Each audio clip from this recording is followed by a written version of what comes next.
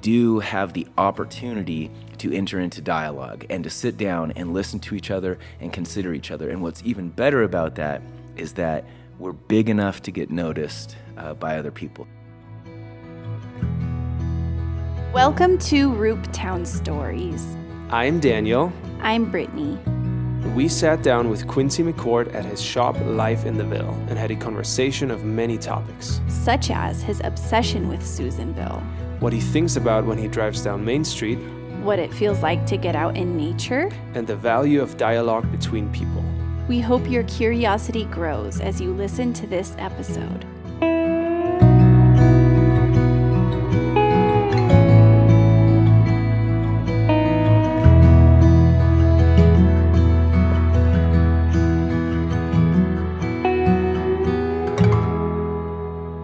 Quincy, tell us who you are.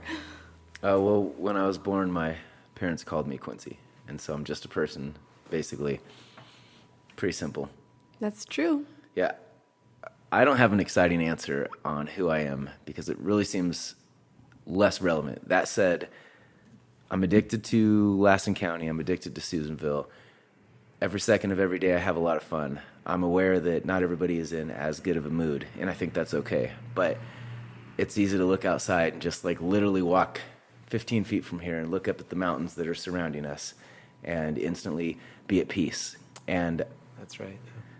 yeah, everything, all the buzz, the good news, the bad news, and all that kind of stuff disappears literally every time I walk outside. So to me, living in Susanville is the best place on the planet. That's wonderful. The other day when I was driving back from the store, I was just looking around at the mountains and I was tearing up because even in the snow, it's so beautiful.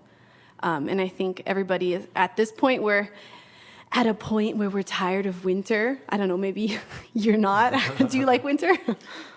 I like that in Susanville we get all 4 seasons, but we have Yeah. like 15 or 12 seasons or something. Yeah. Like 6 different winters and some But fake we get spring. blue sky Totally. during those 15 seasons. It's been a lot of snow and all that, but it's been probably the most sunny winter that I've experienced coming from Germany. So Yeah, but so I was tearing up because it's so beautiful here.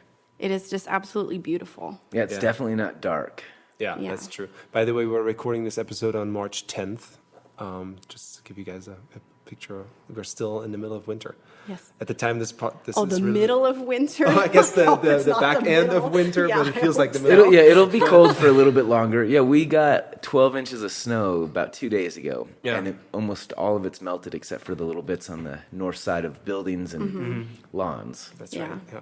So I think you kind of already answered this question. Uh-oh. But tell us, do you like Susanville? You said you're Love. addicted. Yeah, I love Susanville. I love Good. Susanville. I love everything about Susanville. Literally, I can get excited. I definitely have traveled around the world and the United States, and anywhere from hitchhiking to accidentally spending $12,000 in Japan. And the reason is I wasn't prepared for that. But Susanville is different. The smell when you get to Reno and you're driving over here is pretty awesome. The bitterbrush, the sagebrush, the Great Basin sagebrush is something about it gets my nose every single time. And yeah, Susanville, I don't even really know where to begin.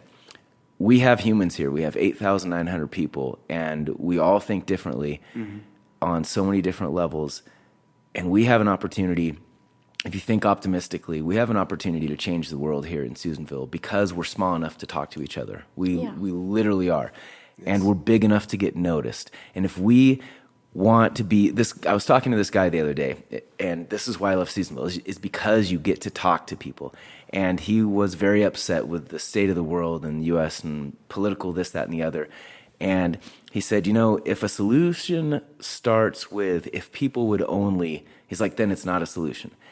And at the end of the day, for like however many years our human society has just been going over and over, trying the same old thing. When you don't get your way, then we enter into some sort of a war. And then we start over and over and over and over again. And then we've introduced the economy, which people now worship. And that subdues us from fighting as much. However, we haven't really ever entered into dialogue. We haven't really taken the opportunity to listen to each other and consider each other. So in Susanville, one of the other reasons besides that mountain that I'm looking at right now, that's the part of the Antelope Range, is we do have the opportunity to enter into dialogue and to sit down and listen to each other and consider each other. And what's even better about that is that we're big enough to get noticed by other people. So, because all I really want to do is go about 10 miles that way into the desert, or maybe 10 miles that way into the coniferous forest, and get a little place, a small 10 by 10 place with a bed and a kitchen, and just live off the grid forever. Mm-hmm. The problem is the chances are greater than zero that here in Susanville we could make a difference that will impact the entire world in a really positive way. And it's if we start making effort and really start listening to it. So yeah, I love Susanville because it's an opportunity. It's like a fixer-upper town. So what we do is we start talking and then we experience it. Yes, and that's part of the reason we wanted to start this podcast, because I hear sometimes this talk of pointing fingers, if they, like what you said, if people would only pointing the fingers. But I think it's more of a let's do this. We can be part of the change, part of the solution, and figure things out for ourselves and get other people on board. Yeah, totally. That's right. That's really good, and it's huge, especially as you said earlier, the situation that the United States are in with politics and this divide that is happening. But if we, in our little realms or whatever, where we are, if we start talking to each other and listening to each other especially, then things most likely change for the better. That's right. Totally. That's awesome. Literally dialogue enables everybody to be part of the solution. Yeah. Otherwise, the question maybe we could ask is, how long do you want to remain angry? That's or right. would you like to be part of the solution? And that simply requires a conversation like we're in right now. Yeah. And even with the state of buildings and businesses here, you see a lot of rundown shops, places that are out of business, things like that. It takes people who are willing to be part of the solution, not just Susanville's going down in the dumps, let's leave. If you look at all these towns that are thriving, even towns smaller than our town that are thriving, it's because somebody decided to take that building and turn it into something beautiful, put a beautiful business in there, like yours or whatever. Mm-hmm. I don't know where I was going with that. Well, that's a good point, though. Totally. Initiative and effort. Yeah. Sorry, right. Daniel. That's all right. So did you grow up here in Susanville? Yeah, I kind of had a half and half. So I was born in Chester. First couple years of my life spent out in the desert. My mom was a nurse. She adopted the very first wild horse from the BLM in 1978, Wadjet. My dad was a contractor, and so from a little baby, when he'd be working on roofs, he would literally tie me to the top of the roof on essentially. Now, I doubt anybody would do that today, but he was smart. If I were to slip down, it's not like I was going to get strangled or caught, but because back then you had to do what you had to do, and if you had to go to work and you had a kid, you got to take care of that kid, and that's part of your anyway. They weren't really able to make ends meet, so they moved down to the Sacramento Valley. And, unfortunately, when I was 5, they split up. And they were both super dedicated parents and everything, but eventually, and I can totally relate with my dad, the quantity of people, and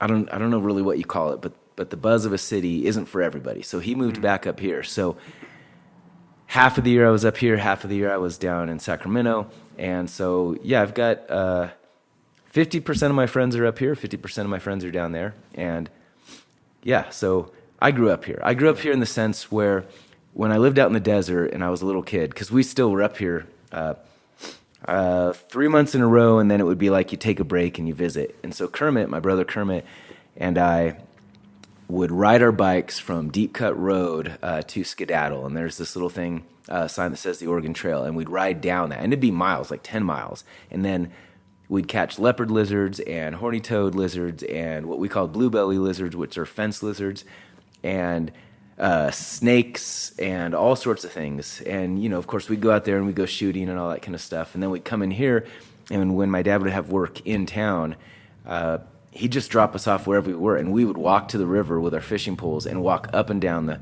the river. And I know that not a lot of parents feel comfortable letting their children do that now because we have inhabitants, we have humans that are living there and unfortunately using drugs and stuff. Mm-hmm. But my childhood was so much different. It was just like, go wherever you want. And sometimes we get a little bit of money, we go up to the theater, or we go to Aardvark Pizza, and we just kind of chill. And then I started working at Safeway, and that was cool. I had already worked for my dad doing construction. He would pay us 75 cents an hour to pick up debris. And just, if he was building a deck or something, Kermit and I would go pick up debris. And so when I started working at Safeway, it was a big change because, I wasn't doing construction anymore. And they paid you more than 75 cents an hour? Yeah, well, by that time I was 16, and so my dad was paying me more. Okay. But, and my mom, when I was down with her, she would pay me to do different things, and I got like enticed to get good grades and all that stuff. Mm-hmm. So, but yeah, I grew up here, half and half. Yes, yeah. And you are currently the mayor. Yeah. Of our wonderful town. Tell us how and why you stepped into that role. Okay, well, first of all, it shouldn't have been me. It shouldn't have ever been me. This is not something that I ever aspired to be in this political role. Mm-hmm. Little things that we did, such as live streaming the videos or live streaming the council meetings, cutting closed session down to 50% of what it used to be, and focusing on economic development and developing partnerships. All these things, whether you recognize the impact they can have to the community or not, why didn't people before do that? Why wasn't this done before? And that's the point. It shouldn't have been me. Somebody else before, the previous council, the previous leadership, they should have done all these things. Mm-hmm. And unfortunately, they never did. There were things that happened. I worked at the city of Susanville. When I came back full time, I just started doing two things. I started building trails for the county. Mm-hmm. They had a grant for $5,000, and which, I don't know, paid me like 20 hours a week for so many months to go out there and work with their trails coordinator and with carrying shovels and hike around for anywhere from a mile to a couple miles a day, and then you take your lunch next to one of the, anyway. Then I also got the job at the city, and I saw good, hardworking people at the city doing good things. And then there was this major disconnect, though, and that was essentially the involvement of the community. How much we were actually engaging the people and who was making the decisions. And it became clear and evident that though the decisions were being made and they were very well thought out and they were made with good intentions and a lot of effort went into those, that it involved the expert level from staff, and then it involved the opinions of council. And the merger of those would arrive at some sort of a decision. But it never really involved the full input of the community. And of course, it would take a lot of effort. The more input you get, the more you have to consider. And then sometimes you have more people that are either happy or upset. Long story short, our city wasn't really focused on the big picture, wasn't really focused on how are we going to sustain or how are we going to thrive. And everybody wanted to live back in the day when they were 6, which probably was a great time. Mm-hmm. And the thought was, well, as long as we don't do anything, then we'll get back there. Mm-hmm. And from a completely different perspective, if we do things, we could get back to a similar version, but times have changed. Yeah, because we've gotten to this point by things happening, whether or not people intentionally did them. Because change things happens. changed because things happened, not because everything stayed the same. Exactly. Things have changed. Yeah. And that's interesting. I think maybe that's where this dialogue I hear comes from, of like people kind of pointing their fingers at quote unquote the city, like, oh, the city did this or whatever, and people feeling like they have no say. So when I hear that, I just tell people, like, go to the meetings or whatever. Like, you can say something. You're allowed to, because I would like to see that dialogue gone, because like I said, we're all part of the solution. Right. So I'm really thankful that it's changing, that the city is becoming more open and wanting to hear what the people of Susanville have to say. Totally. I think So I'll thank you. piggyback. You're welcome. Yeah. There's another thing that seems relevant. Some people get into politics for whatever their personal reason is. Maybe that's what they like, or they want the position.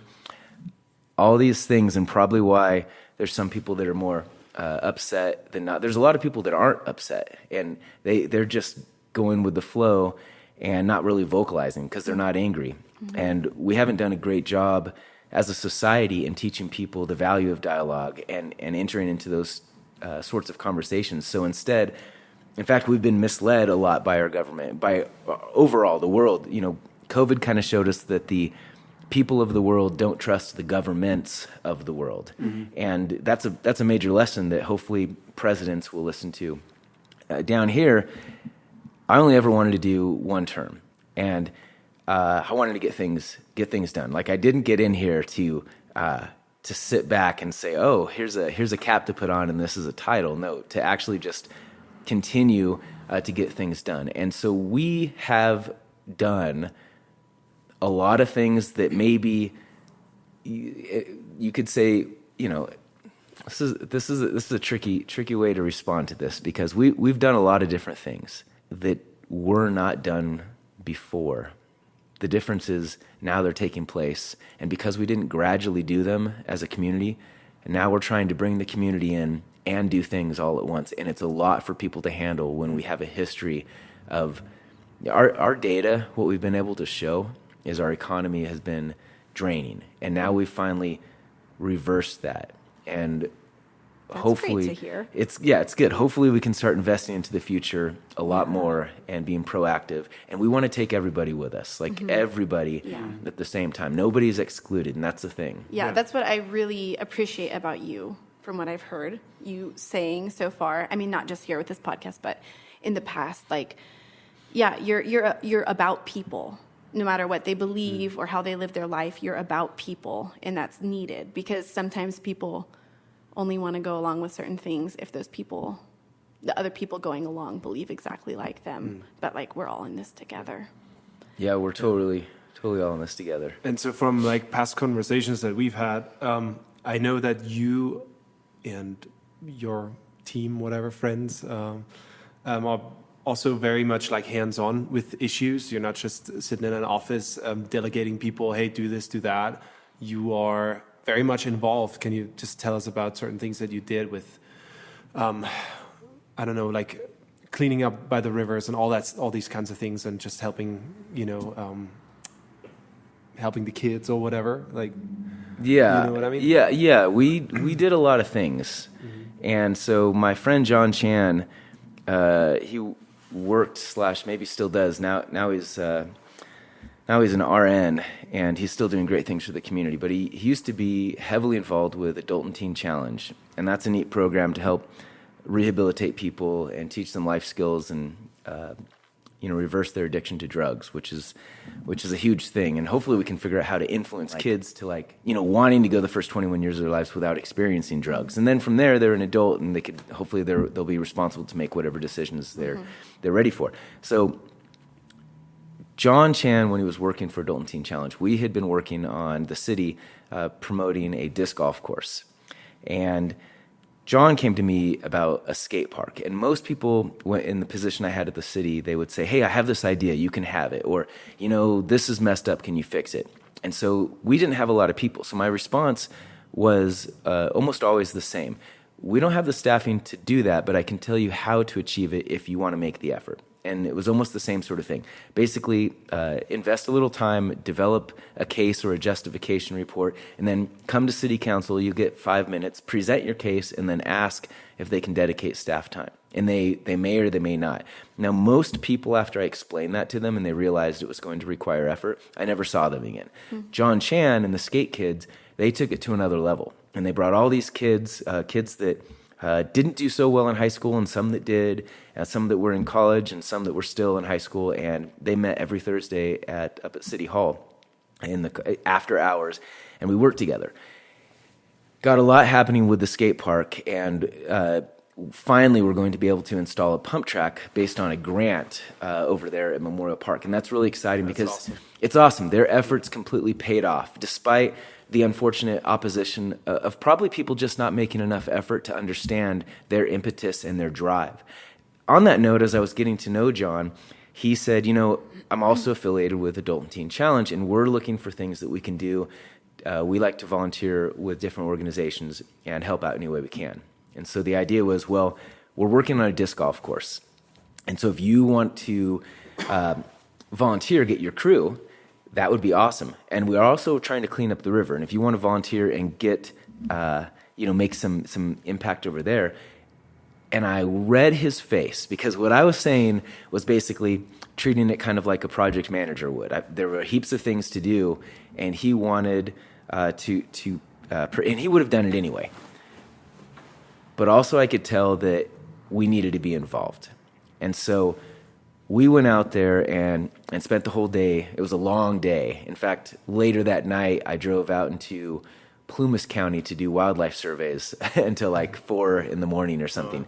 So it was an awesome day. But anyway, we worked all day, and then by working side by side with the other volunteers, you got more buy-in. And then the same thing happened when we tackled the river. And so we worked all day just really kind of busting our butts, picking up micro trash, big trash, pulling shopping carts out of the river. And the more you work side by side with people, the better your relationship grows, and the desire to actually commit and do more grows. And so being out there seems essential. It's one thing to call on your neighbors or your community and say, let's do this. But it really dawned on me in the beginning working with John that if you're not really willing to put some skin in the game and get out there and dedicate just as much or more, then you might not get as big of a group helping the community. Yeah. That totally makes sense, because I've heard about the pump track and people, whatever their complaints are, but that totally makes sense that it took action from somebody. So these other things that people would like to see happen in Susanville, I encourage you, if you're listening, take action, do something about it, because nobody else is going to do it for you. Yes, and things like a pump track or skate, what do you call it, skate park, whatever, I think are so important because they are mainly for the younger generation, right? And if we can give them something awesome to do instead of drugs or something else stupid, I think that's worth the investment. Very much so, right? Yeah. Yeah. I know that our son Graham, he's still a little guy, but he's excited probably when we tell him that there's going to be a pump track in town. Yeah. Yeah, pump tracks are awesome.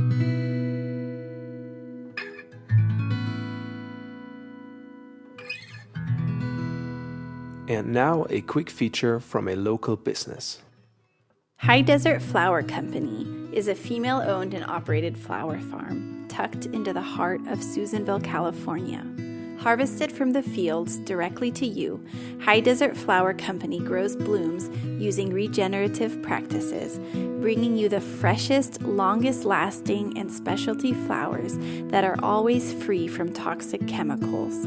With spring blooms right around the corner, be a part of the local flower revolution with a spring bouquet subscription, or catch them at the Susanville Farmers Market beginning in June. High Desert Flower Company is your local Lassen County flower farm. Now back to our conversation with Quincy. So a little bit about you personally, not so much Susanville stuff. You like to go hiking. Mm-hmm. Describe to us how you feel when you are hiking. Alive.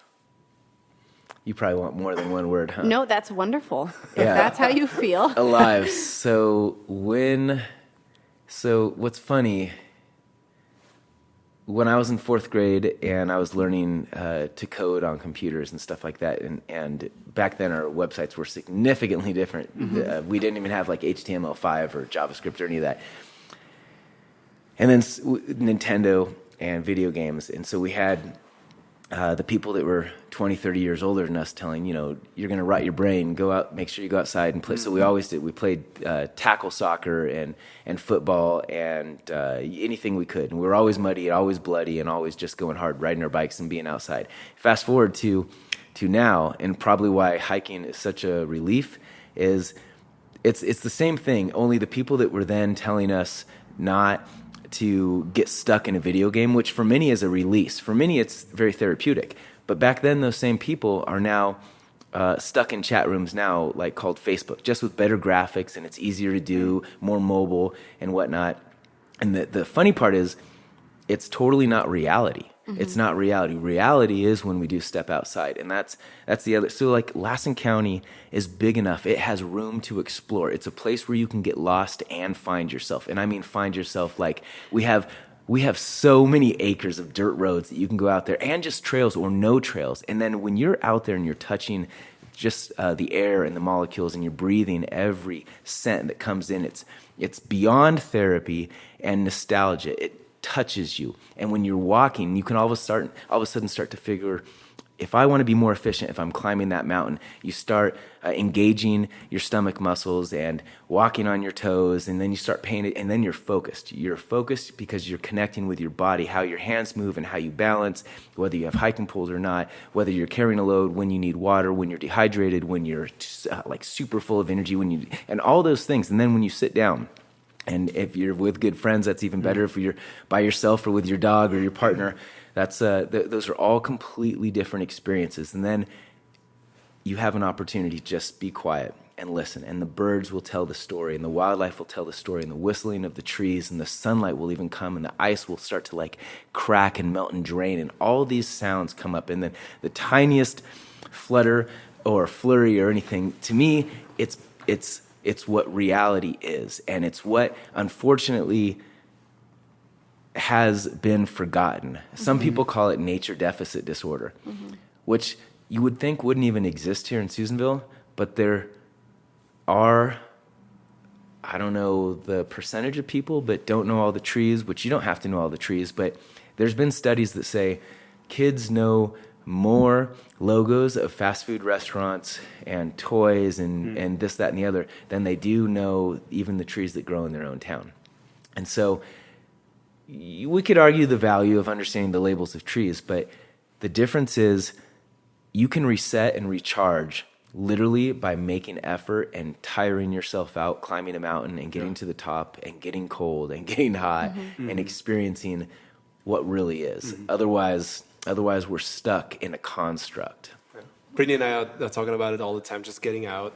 Once the weather gets better, or going camping or whatever, we have a few ideas and plans, because it's, as you said, it's just like it goes so deep when you're out there in nature. Mm-hmm. We know that from our experience too, and it kind of makes you feel way more balanced. It frees your head, and I think it's super necessary. I mean, for me at my work, I basically sit in front of a computer all day, during my work hours, and I'm just craving that sometimes to go out there.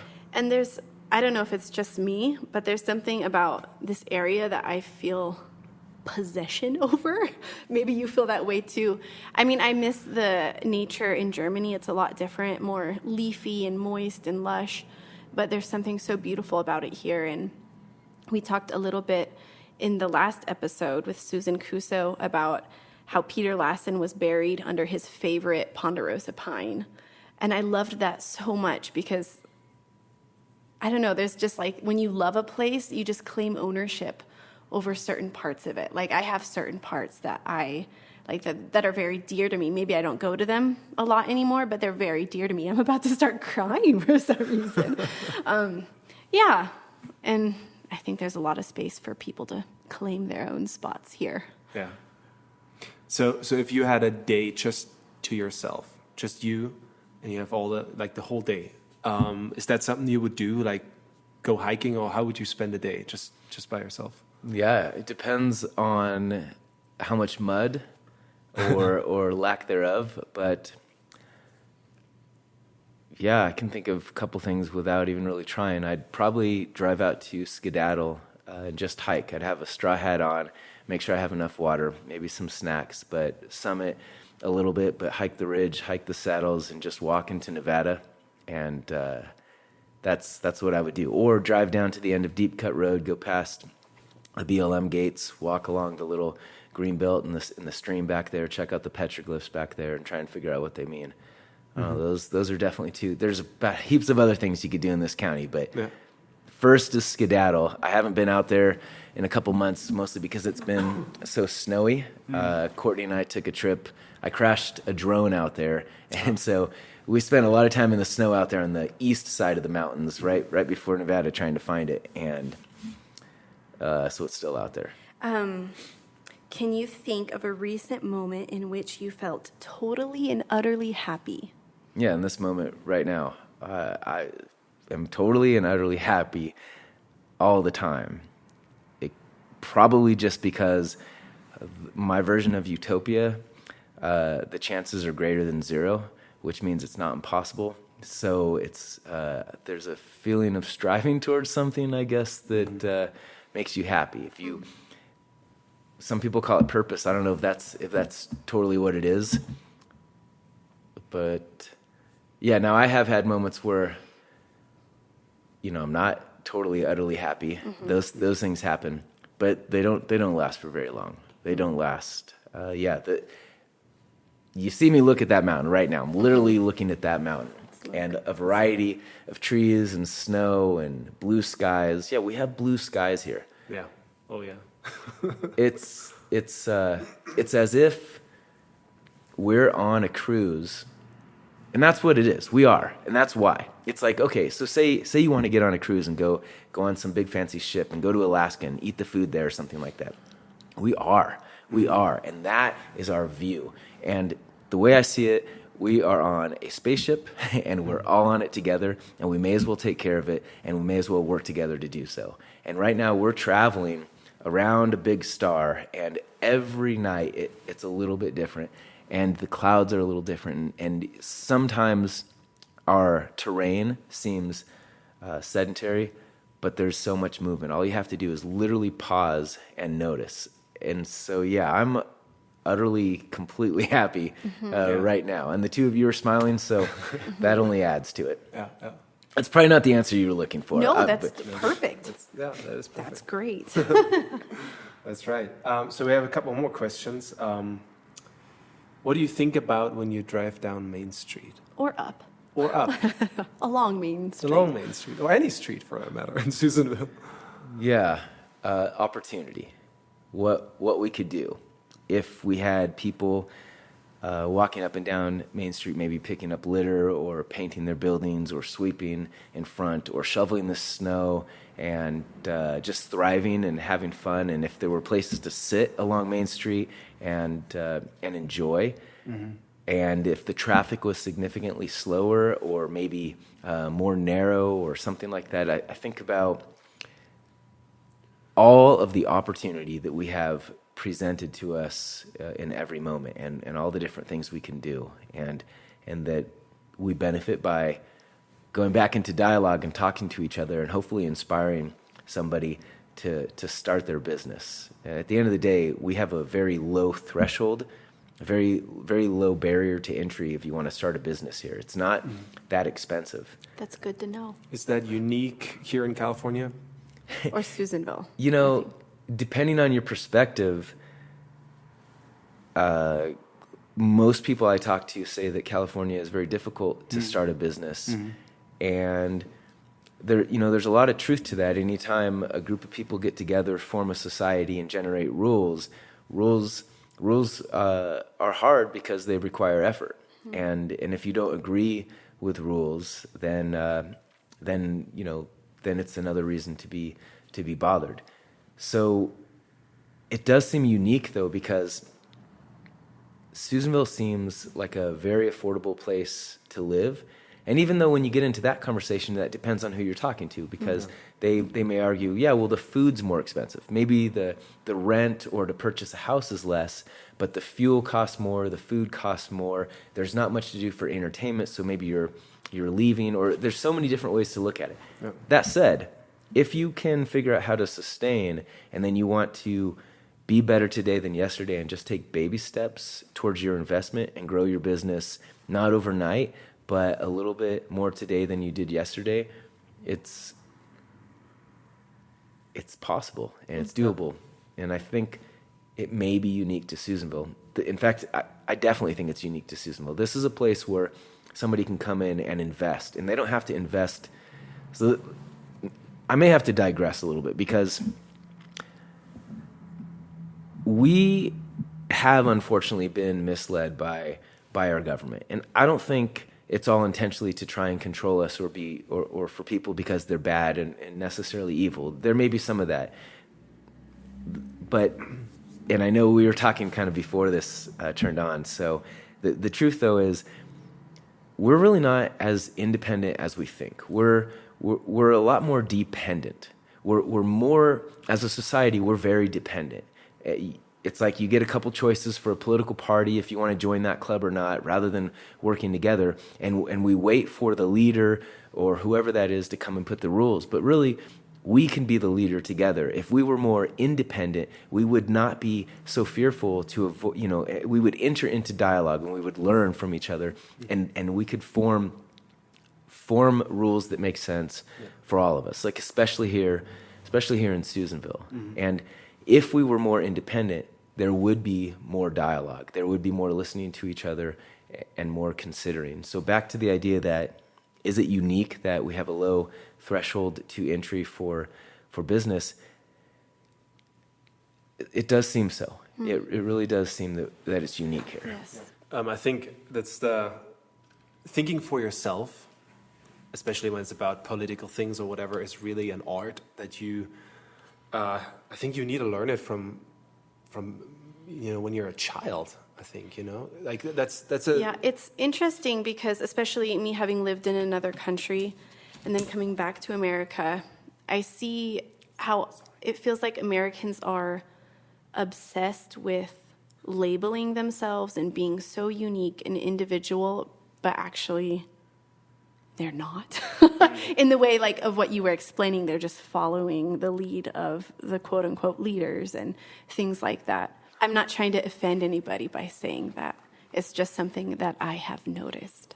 Totally. And you're right. People aren't always trying to offend people, and unfortunately, everybody on every political party is opting to be offended. It's almost like to really maximize the value of your club, then you want to be more offended by what somebody else is doing. Mm-hmm. Yeah. And the other reason probably about not being really angry is genuinely not really caring too much what somebody else does. Yeah. Being interested in how we can come together. But yeah, you're right. I don't think you're trying to offend anybody by recognizing that the opportunities that we have. Yeah. And I think you're not really free or independent if you instantly shut down everything that the quote-unquote other side stands for or is proposing. Because I think there's good and bad on every side. Optimally, we wouldn't need to talk about sides, right? But I think like me coming from Germany and kind of I still feel like I in some way when it comes down to politics I have a little bit like a look from the outside because I feel like I'm more because I'm not an American. Can't vote. I cannot vote. I'm not a citizen. I'm a resident. But I didn't grow up in this country, in this society, and so with the labels that we're so used to here. I wouldn't call myself a Republican or a Democrat or whatever. So it's very interesting to see, and I think if we can open our minds a little bit more to other people, what other people say, their story, where they come from, and listen. I think things would be better, and that's also what we said earlier. That's part of the reason why we're making this podcast. Yeah. So we're gonna ask you a couple of lighthearted questions because I feel we're getting so intense here and moving and heartfelt. We're going through all the emotions. Is there a methodical order with which you put away your groceries? Yeah, that is a good question. Yeah, I like to take everything out on the counter, and then I usually go with freezer goods first, and then produce, and and then cartons, and then pantry. It's a good order.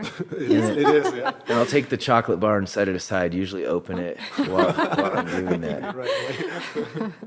That's awesome. Do you use autocorrect on your phone? Yeah, I use a little bit of everything. So, when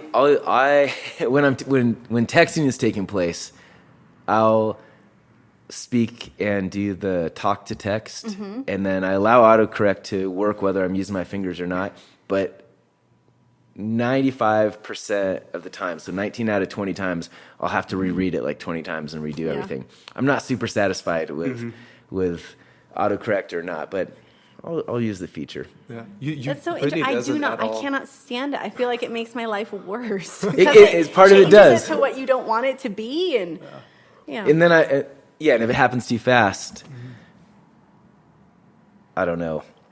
I feel like, okay, autocorrect, it's a technology. So this is two concepts. Your question, do I use autocorrect? And then what you said earlier about coming over here to Susanville, and you two are married, but you're a resident, but you can't vote, but you're from Germany, and so you have a little bit of a different perspective. And so we talk into these phones, and I just start thinking space cowboy. And if you think about it, we can choose to limit our perspective.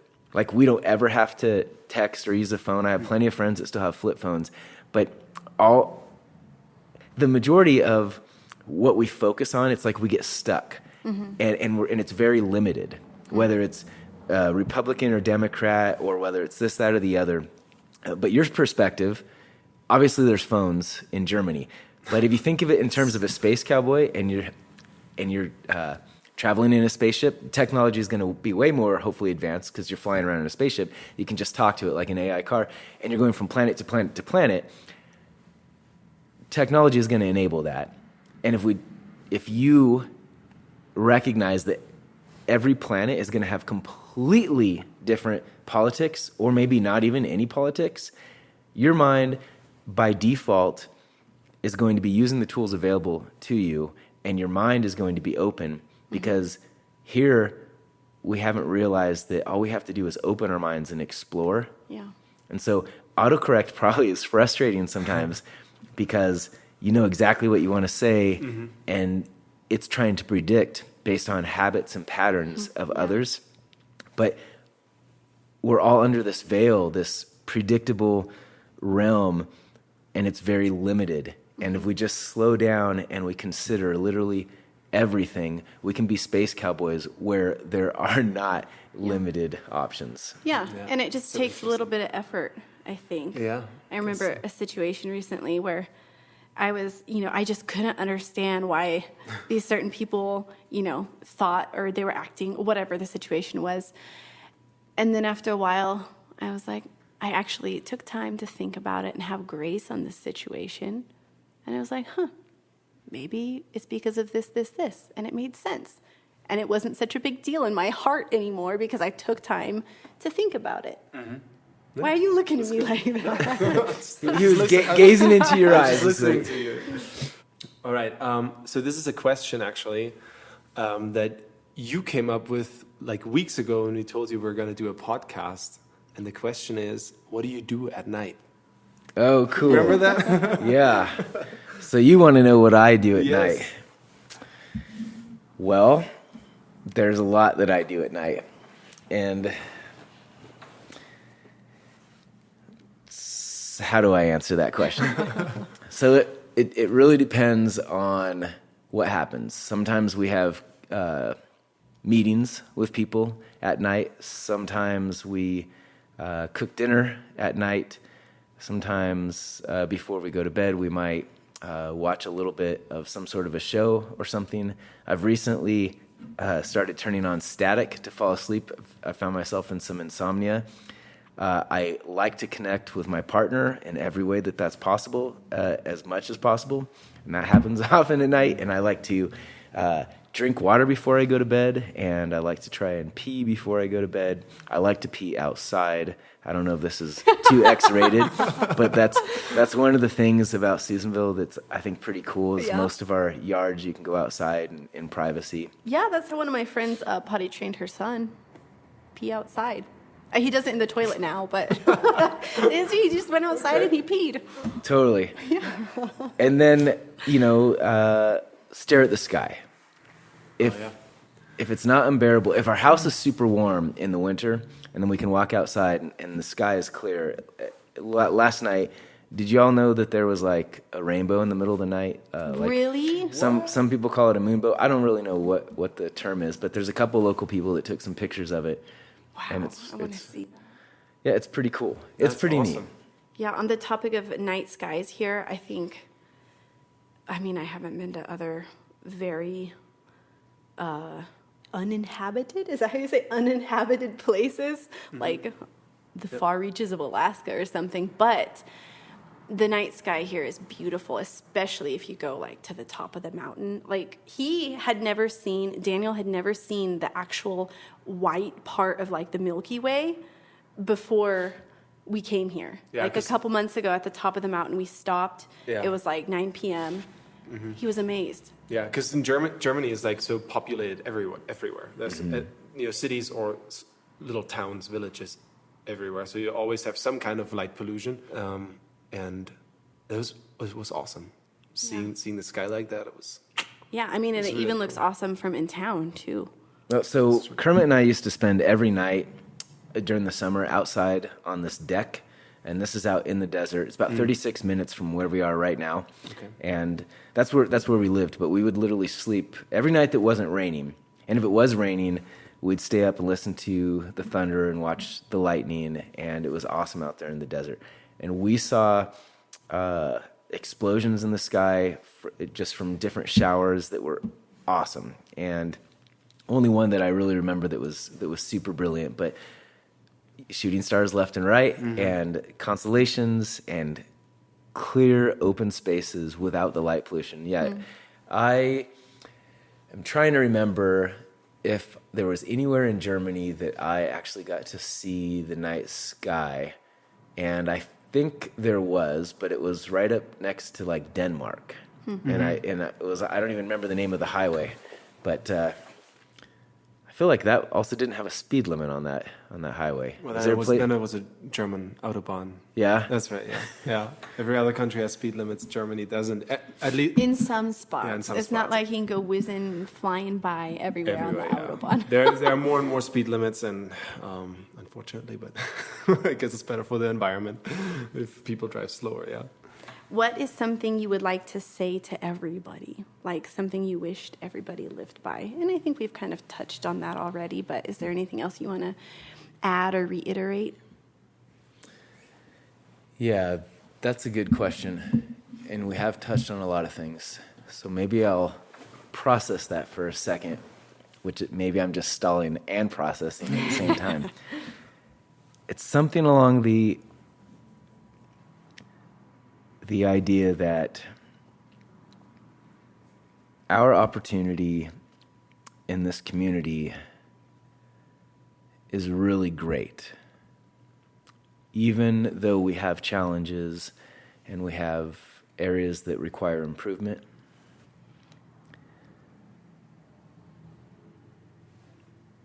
we can be great when we enter into dialogue. It is frustrating when we see a problem and we have ideas on solutions. It's frustrating, though, because we don't have a medium to connect or to bring people on board. Usually the news is told to us, and we develop opinions based on what we're paying attention to. And so nobody really shared with us that the opportunity starts in this very moment with who we listen to and who we consider and who we share our thoughts. And when we change our mindset from one that's frustrated to one that's curious and one that wants to determine a solution and work towards it, that is the actual solution. Do you have any ideas or tips on anybody who would like to start taking steps to changing their attitude to a curious one? Aside from actually just making the mental shift, like any actions they can take? Yeah. So, in college we had to take some general ed and some philosophy and psychology classes. And throughout work experience, we had to deal with HR.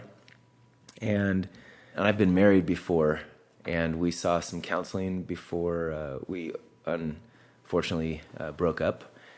And all those have had some overlapping techniques.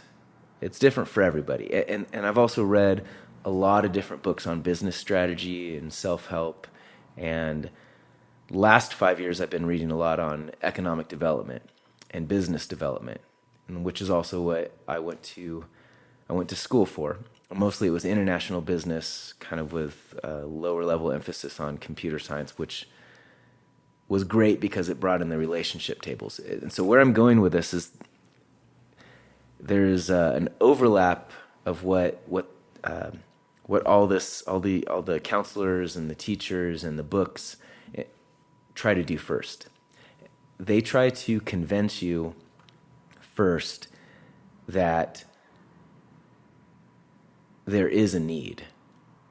So the first step, a lot of people have to get over the hurdle of recognizing the value of dialogue, the value of being curious. Mm-hmm. And so in relationship therapy and whatnot, that's also what they're really doing, is saying, well, let's pay attention to how you have interacted. Have you been listening to each other, considering each other, or have you just been frustrated because they're not reading? And what ultimately people find is that their partners or their people that they know are not reading their minds, and they're not remote control. And when we untether ourselves, then we recognize that we don't really know the impetus for the decisions of others.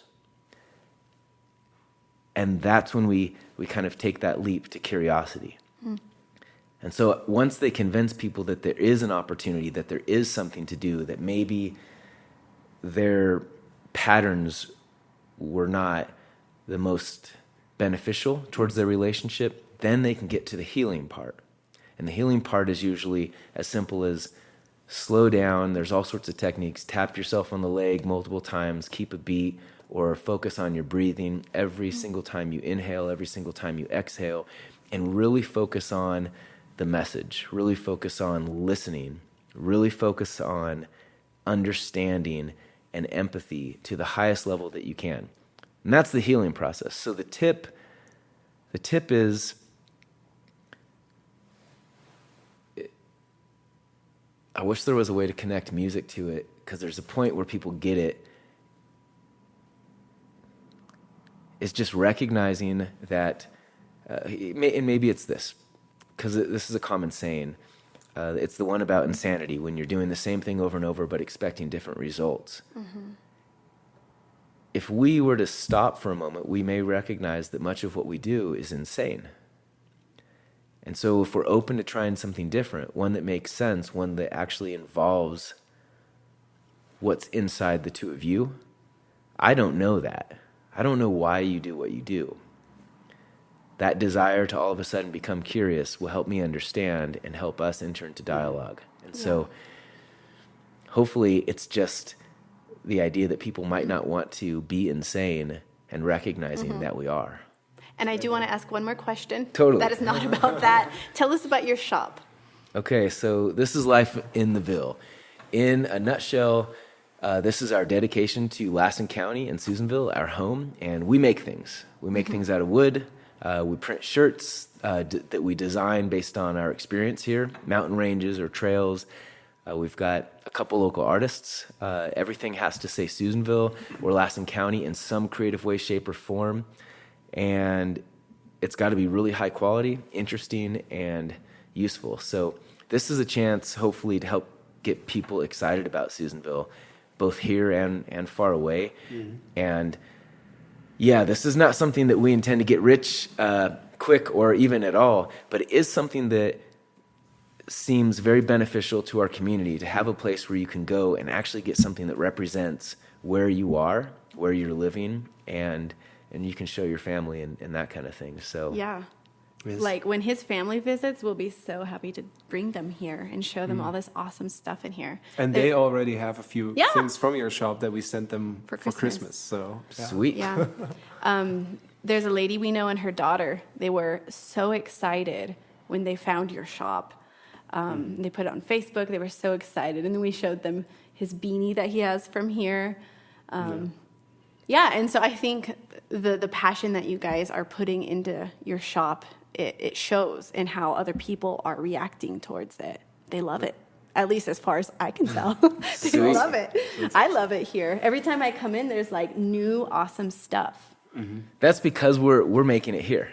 So Yeah. we're not very stagnant. So all of a sudden, if there's some crazy idea, it's like, okay, let's make it. And we can make almost anything. So we've got a couple high tech things we're working on. Not that high tech, actually.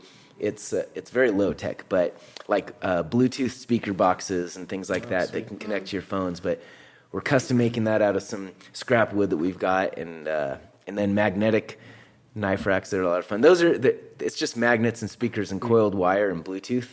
So it's not that big of a deal, but Yeah. I told Daniel the other day that I feel like you're like Abraham Lincoln. oh boy. How people would just come to the White House and talk to him about the issues, their problems, like whatever. I feel like there's a lot of people just coming to chat with you. I mean, I think you like it, right? Because you're here, you make yourself open to people.